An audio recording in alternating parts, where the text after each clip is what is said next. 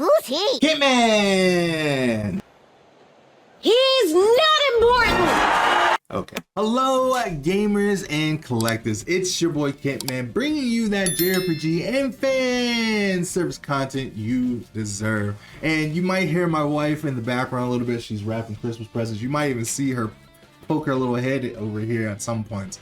But the show still needs to be happening because we got to get videos done for the rest of the year. And speaking of the rest of the year, this is going to be me talking about some of my favorite games that I played within 2024, and they were some juicy ones, and I just had a fun time that you should check out if you haven't done so already. Some of them you probably already have. I mean, if you're part of my community, you definitely have, but there might be some that you might not have, so let's check them out. The first one we're going to be talking about is Visions of Mana. Now, this game doesn't specifically focus on fan service, but it does have some sexy fan service characters in it, like Palomina and a bunch of other characters that's in the game, like Liza and a few things. And I did a whole review and played the whole game on the channel, and this was one of my favorite and most anticipated games of the year, and I am so excited that I got to play it. It was a thrill of a time. I enjoyed everything about it. It's pretty much about a story where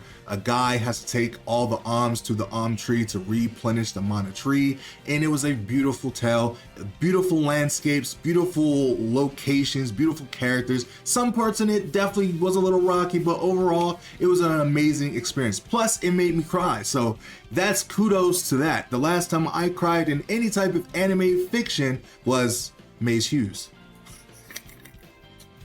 But either way, it was a long time ago since that, so that had to be a feat of itself to be on this list. I really enjoyed Vel. I really loved Hina. I enjoyed Palomina most. I loved everyone's story. Everything in that game was perfect to almost every minor detail, besides one boss, which was the vampire, but it was perfect to every minor detail, and I loved every single part of it. Next, we're going to be talking about a game that I played this year that didn't come out this year, but I played it for Senran Kagura, and that was Brown Dust 2. Now, this game, I only went into it trying to play stuff for Senran Kagura. As you know, I'm a super big Senran Kagura fan. When Senran content is there, I go to it. And even though I was there for the Senran Kagura content, I was very well surprised for the amount of quality this game had. It has this 2.5D style with actual good voice acting, great animations for a lot of the characters, and it's just really a great game. I still play it off and on my daily rotation of gacha games I play, and I've been enjoying it quite a lot. It's one of those games that I don't make content for as much as I would like to still, because I still don't know that much about the game. I'm still working my way through the story. I was doing a play-by-play of it, but I felt like it was kind of getting redundant because it was playing old stuff that I didn't know. But if you guys still want to see that Brown Dust 2 playthroughs, I can definitely do that. I did probably already delete the chapter 3 storyline, but it wasn't really all that impressive anyway. But if you guys want to see me do that, I might do it if you guys want to see that. But either way, I'm enjoying the story, and it's a great time, and I've been enjoying the recent gachas and the girls that they've been adding in the game. And plus, there's going to be a new Brown Dust 2 figure that's going to be coming out for one of the characters in the game, which I can't remember. It's like Sketcha, but her full name is something else. It's a mouth choking answer, so I'm not going to say it, but her name is Sketcha, and I cannot wait for her spy outfit to come out. But regardless, Brown Dust 2 is the game that I really love this year. Next, moving into a game that we recently started playing, which is Girls Frontline 2. Now, this game was a game that I just couldn't not stay away from. People was telling me left, right, and center that I needed to play this game, and when I checked it out, I was very impressed, especially when you get deeper into the game and unlock more of the room sections. You get to get good fan service. And you know, Nemesis, even though she can step on me anytime she wants, I haven't really had the chance to dive too deep into this game, but the quality is definitely there. I especially love the strategy RPG-ness of it. I like that you have different characters that you have to utilize to get through the different missions, and it's a lot of fun. I would love to say that I've been getting through the game a lot more than I had than that first video I made, but I haven't. All I have been doing is just kind of logging in to get my daily bonuses, and that's pretty much it, because that's all I really have time for. It's the end of the year and I got a lot of videos to make, so I can't really give time to Girls Frontline 2, but I did want to show some love for it because it was a great game that came out this year that you should try out if you haven't done so already. Next, moving into a game that I recently just got and I definitely just beat recently, was Fairy Tail 2. Now, I did do a platinum trophy video for Fairy Tail 1, which rekindled my love for Fairy Tail, and I enjoyed it quite a bit. It was one of those games that I just wasn't expecting to love. So of course, when the second game got announced, I had to play it for myself. And thankfully for Kill Tecmo, who provided a free copy for me, because you guys been loving and enjoying the content so much, it gave me the honor and pleasure to play that game for the review and pleasure. And I'm also going to be doing a trophy platinum hunt video, which I'm almost done with. I did beat the game. I'm in the post-game content, the last little parts of it, and I got a lot to say about the game. Some things I love, some things I hate, but overall, it was a great game, great fan service. Holy crap. The fan service in that game is stupendous. And you'll be hearing my thoughts about that very soon. But moving on, we're moving into the Killing Antidote. This game is on this list because this was the first time in a long time that I actually played a horror game that I actually enjoyed. Because I don't really enjoy horror games because I'm a bitch when it comes to it. See, she's over there. And when it came to this game, it really drew me in for all the great, beautiful assets. It had that Resident Evil kind of vibe to it. You're this woman who is searching this old building for whatever reason. It's still in I played the demo, but the full game is out at this point. I haven't had the chance to play the full game yet, but I do want to do it. Maybe next year when Halloween comes back around, I might play the full game in its entirety. But for right now, I only played the demo and got to a certain point of the demo, and I really did enjoy everything that I saw. You were able to change your outfits, you were able to get all different kinds of weapons, from a pistol, an axe, a shotgun, and all kinds of different useful tools, and it was a really great time. You could pretty much do everything you want in that game, from taking all your clothes off or changing your clothes. There was, I think, before they took it out, was a chance to take off all the clothes and have a nude feature, but I guess the developer took that out maybe because of Steam or whatever. I don't know, but I enjoyed what I played and it was a great time. So if you haven't tried it out and you want to play a good Resident Evil like kind of game, this one is for you. Next, we're going to be talking about a game that I'm currently still playing as we speak, and that is Summer Clover. It's a visual novel, a hentai visual novel that we've been playing on the channel, and I have been enjoying it quite a lot. You are an employee who lost your job because you have a big schlong, and your office boss hooks you up with a brand new job who also has the hots for you, and you get employed by these three sisters who are nuns, super sexy and hot. The reason why I love this game is that not only is it a beautiful, amazing visual novel, it has some amazing animations for a lot of the great sex scenes and just overall quality in general, and you have a lot of different other tasks that you can do within the game that's not just reading. I really like the idea that more visual novels are coming out with an actual concept and game in mind that is not just reading, and that's what really drew me in the most for this game, so that's why it's on the list. So yeah, we're going to be talking about that, and if you want to see some examples of me playing the game, you can check here on the channel or check out my Patreon for the uncensored version, so you can see all the great, and I mean great, assets this game has to offer.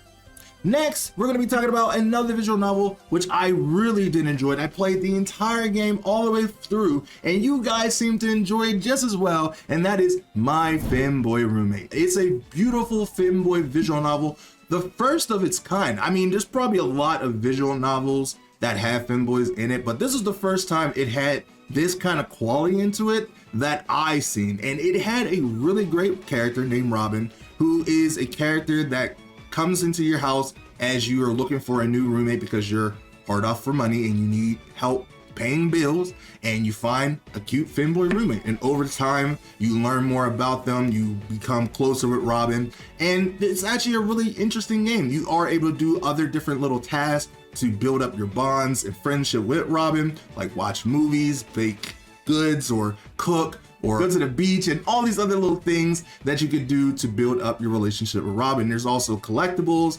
unlockable costumes, and this game has some great polish to it, and I really enjoyed it. I really did enjoy the story as well. It was a really good, like, small sociological kind of story where it really hit a lot of the elements of streamers and the stress of going through that process of being a streamer and a game developer and all that. So it was a really good game. I really did enjoy it. So if you wanted to watch my entire playthrough, it's here on the channel that you can watch the whole thing in parts. I mean, if you want to watch the uncut version, then you can check out my Patreon for that. But other than that, it was a beautiful, amazing game that I really did enjoy. And next, we're into the top tier echelon of games that I enjoyed a lot that you definitely already played, but have to talk about for this video. First being the first Descendant. Now, when I first seen this game a year or two ago, I immediately was captured to Bunny and her giant goddamn ass. And when I played the game, I was really impressed about the gameplay. It's a looter shooter, a free-to-play looter shooter from Nexon, who are the same people who makes Blue Archive, which I still want a PC port. Proper PC port that's not on BlueStacks. Nexon, work on it, please, please. Either way, it's from Nexon and it's a great game. You get to play with friends and it's a beautiful action looter shooter game with a really in-depth story with good voice acting, and they're going to be adding jiggle physics soon, so we get to enjoy Velbe and Vanessa and Haley and everyone in their good jiggly functions as it's meant to be.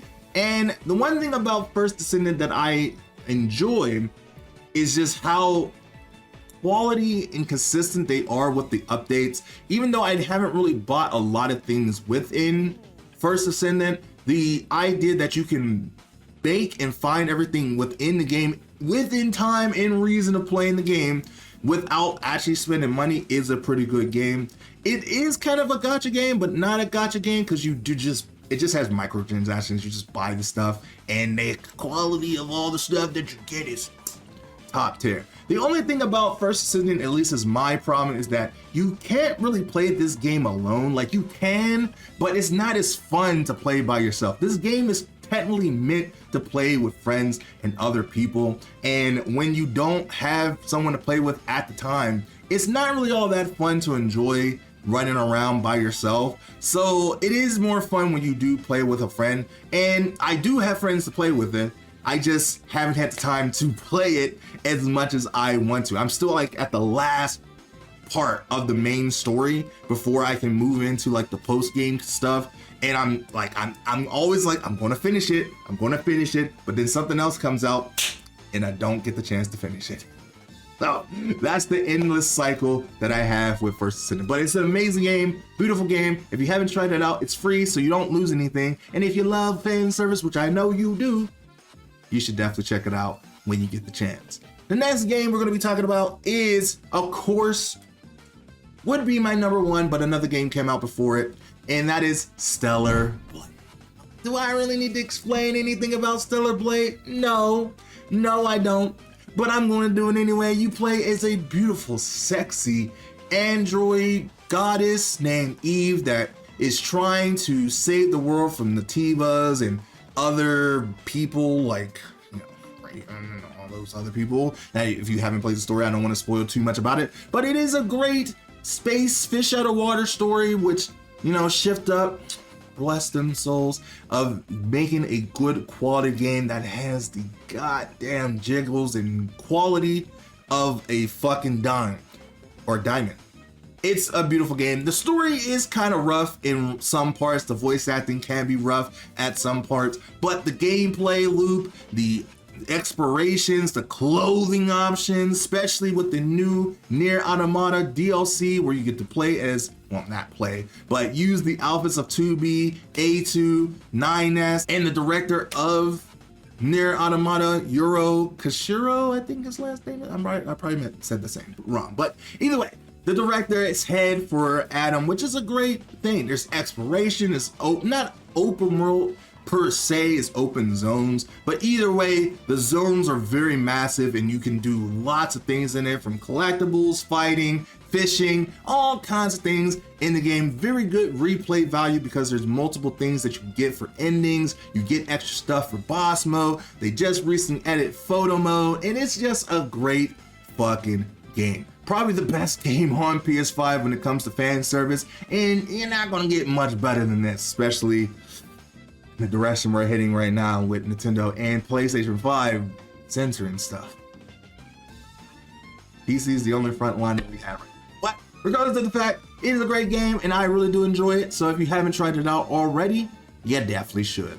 And then the number one game that I'm going to be talking about today in this last video is Final Fantasy VII Rebirth. Would you even imagine? Like, I mean, I couldn't talk about a year in fan service without Final Fantasy VII Rebirth. Final Fantasy VII is my favorite game of all time, and with the remakes, has had made me love the Final Fantasy world so much more. And Rebirth, oh my god, should have won Game of the Year, but you know, Astro Bot was a great game as well and deserved it as well. So we did get Best Music, which sucks because Stellar Blade lost Best Music, which Stellar Blade has some good music as well, some killer banger tracks. But Final Fantasy VII Rebirth, I have a little bias, had some better music, just a little bit. Some bangers that I listen to all the time. I mean, I still listen to Stellar Blade music too. It was a toss-up. Either one could have won for me, but I'm still happy with either one. But Final Fantasy VII Rebirth, I don't have to explain. Tifa? Really, Tifa? Aerith?